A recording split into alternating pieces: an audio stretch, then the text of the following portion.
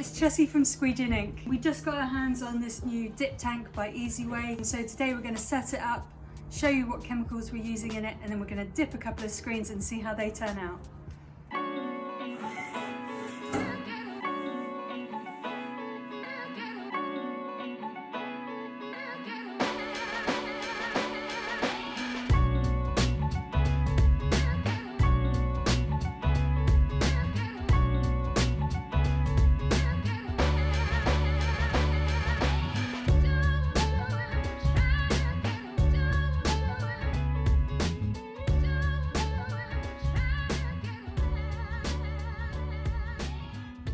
Luckily, this is our second tank, so we're going to set it up with a little bit of hindsight and show you a couple of things that we wish we'd done the first time. To make it easy for switching the chemical around later, we've raised the empty unit up on some bricks. This is just going to mean that we're going to be able to get like a bucket or a container and then just siphon off that water in there for when the mix gets a little bit less potent and we need to freshen up our chemicals. The second idea we had is if you put two blank screens in there, they'll take up some space. You can put your water in, and then when you come to put in your screens for the first time, it's not going to overflow. So let's get those in now.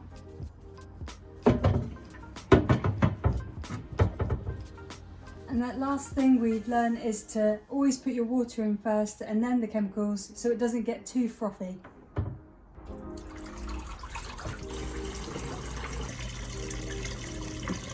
And one last really important point is to make sure you've got it in the exact place that you need it to be for when you're actually doing the decoating, because you won't be able to move it later when it's full of water.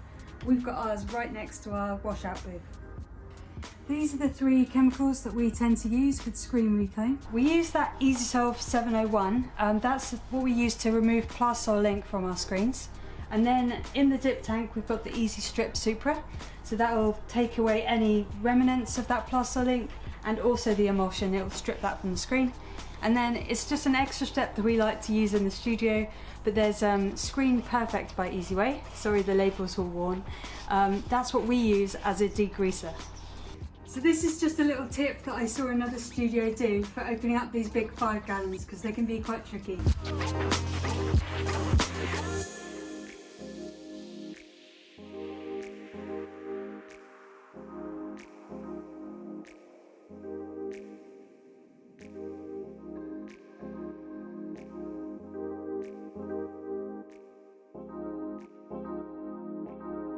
In our studio we like to actually take the Plasol ink off before it goes in the dip tank.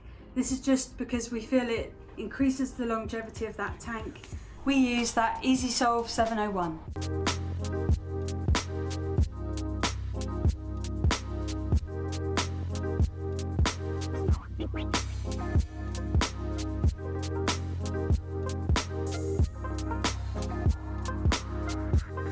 The tank is now all prepared and I'm just going to put my screens in.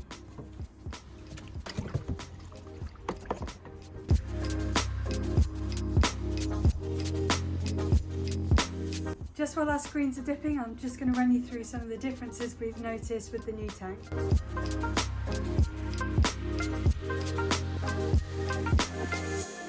The first thing we've noticed is this movable bar like this.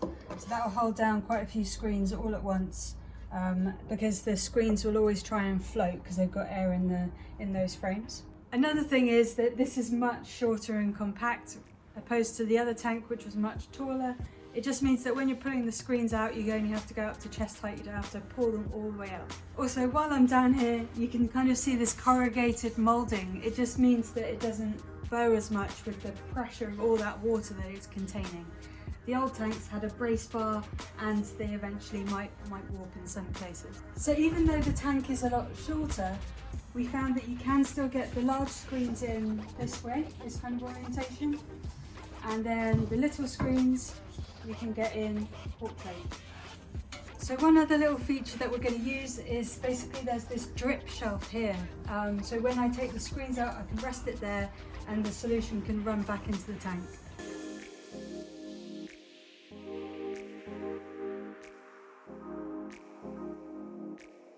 So I can just leave that screen there to drain off while I wash out the other screen.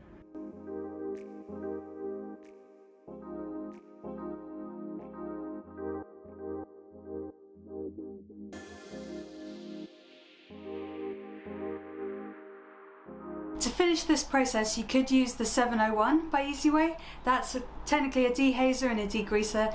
In the studio, we just really like to use the Screen Perfect as our degreasing choice because it gives us brilliant results.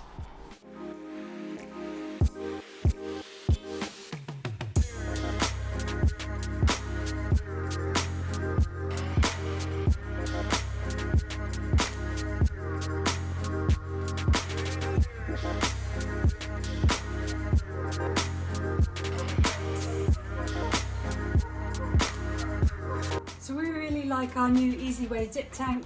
Please leave any questions or comments in the comments below so we can answer those. Also, please like and subscribe so we can keep making these videos.